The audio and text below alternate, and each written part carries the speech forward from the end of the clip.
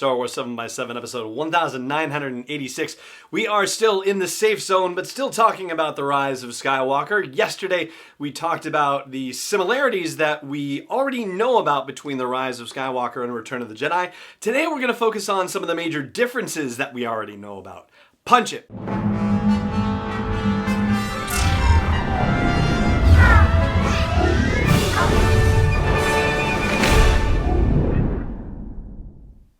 Hey Rebel Rouser, I'm Alan Voivod and this is Star Wars 7x7. Thank you so much for joining me for this episode, and just as a quick refresher, we are in the safe zone leading up to the Rise of Skywalker, so no rumors, no leaks, no spoilers. We're not going to talk about any of that stuff. You're not going to hear anything that is going to spoil your experience of the Rise of Skywalker leading up to its release. However, this is the last of not just one trilogy, but 3 trilogies of a 42-year story cycle, so it would be silly not to talk about it. And so, as promised at the top, today we're going to focus on the differences between the Rise of Skywalker and Return of the Jedi, at least as we see them right now. For a start, we're getting more locations in the Rise of Skywalker than we did in Return of the Jedi, which only had Tatooine and the Rebel fleet massing near Sullust and Endor, and I guess you could call Death Star 2 a location, if you will, even though it was right next to Endor.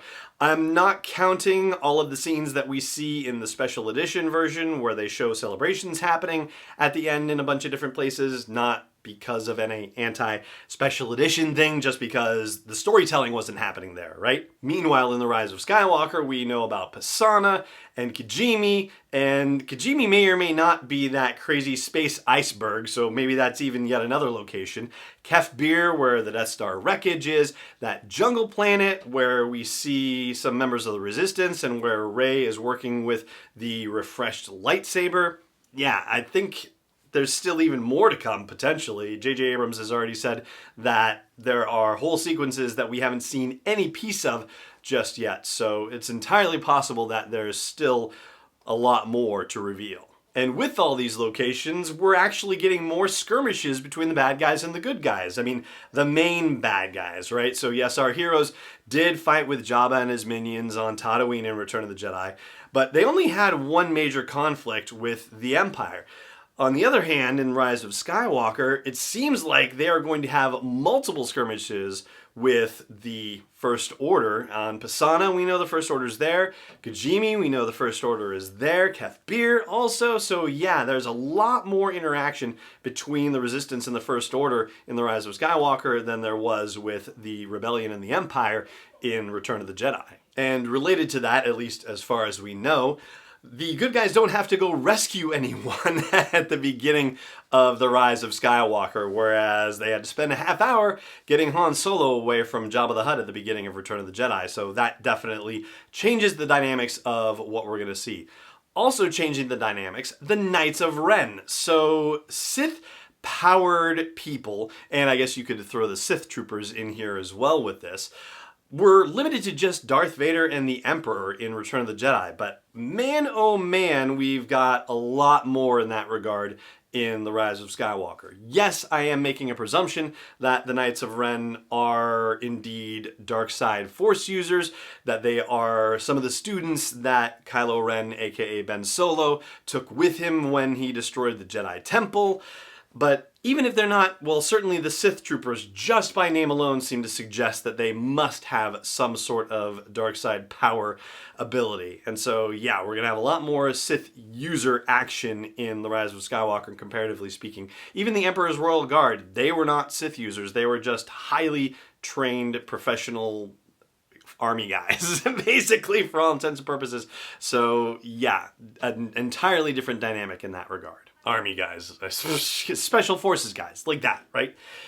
And so another big difference is that in the Rise of Skywalker, it seems like recruiting for the Resistance to fight against the First Order is still happening. What we've been told is that a year later, Finn and Poe have been out trying to recruit and are not having a lot of success. We know from the Spark of the Resistance novel and from Resistance Reborn that forces from Mon Cala and Corellia are amongst the fighters for the Resistance that will show up in The Rise of Skywalker. But beyond that, we don't know, and recruiting efforts are still ongoing. Whereas in Return of the Jedi, the way it was presented to us was that the fleet had gathered at Sullust and they were all ready to go. So there was no recruiting that was happening at that point. They had their gang together and they were ready to get to the fight. And speaking of that fleet, or the two different fleets, leading it into battle, and this is something that was actually similar between Return of the Jedi and the Rise of Skywalker that I didn't flag yesterday,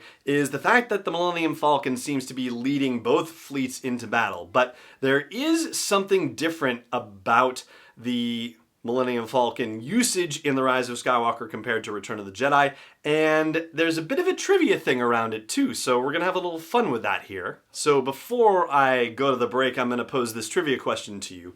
How many movies of the Star Wars movies feature only one pilot of the Millennium Falcon, only one person sitting in the pilot's chair of the Falcon? And I'll have the answer for you after the break, as well as the rest of the Millennium Falcon business that's different from Return of the Jedi and the Rise of Skywalker. Stay tuned.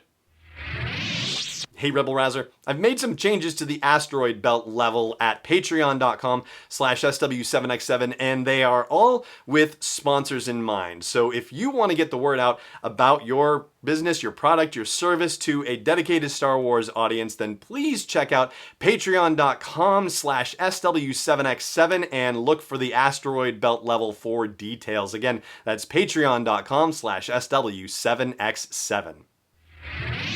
Welcome back. So this is sort of a super tricky question because, let's put it this way, I was specific in saying the pilot's chair, okay? And so that's where some of the trickiness happens, all right?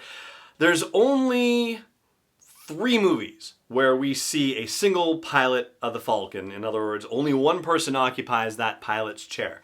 The original, A New Hope, that features Han Solo in the pilot's chair, and he's the only one who sits in it during that movie.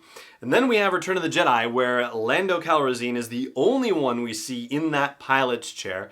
And we hear a transmission from the Falcon, but we don't know who's flying the Falcon at that moment, whether it's Lando or Han. I think the presumption is probably that it's Lando, because Han's eyesight is still healing, right? And then in The Last Jedi, Rey is the only person that we see in the pilot's chair there, because even when Chewie is flying on Crate, he is doing it from the co-pilot seat. So yeah, it's a little bit tricky. But as far as the difference between Return of the Jedi and The Rise of Skywalker, well, as I said, there's only one person seen in the pilot's chair in Return of the Jedi, and that's Lando. But in The Rise of Skywalker, so far we have seen 3 different people occupying the pilot's chair in the Falcon, and that would be Rey and Poe Dameron and Lando Calrissian. So yeah, that's kind of different. So what is happening that the controls of the Falcon keep changing hands like this? This is kind of weird. Anyway, there you go. That's what I've got so far for differences between Return of the Jedi and The Rise of Skywalker, as opposed to what we talked about yesterday with similarities that we've seen so far between The Rise of Skywalker and Return of the Jedi. And that's going to do it for this episode of the show as well. Thank you so much for joining me for it, as always. And may the Force be with you wherever in the world you may be. This podcast is not endorsed or sponsored yet by Lucasfilm Limited, Disney, or 20th Century Fox. It is intended for entertainment and information purposes only. Star Wars, the Star Wars logo, all names and pictures of Star Wars characters, vehicles, and any other related Star Wars items are registered trademarks and/or copyrights of Lucasfilm Limited or their respective trademark and copyright holders. May the Force be with them. All original content is copyright 2019 by Star Wars 7x7. We hope you love it.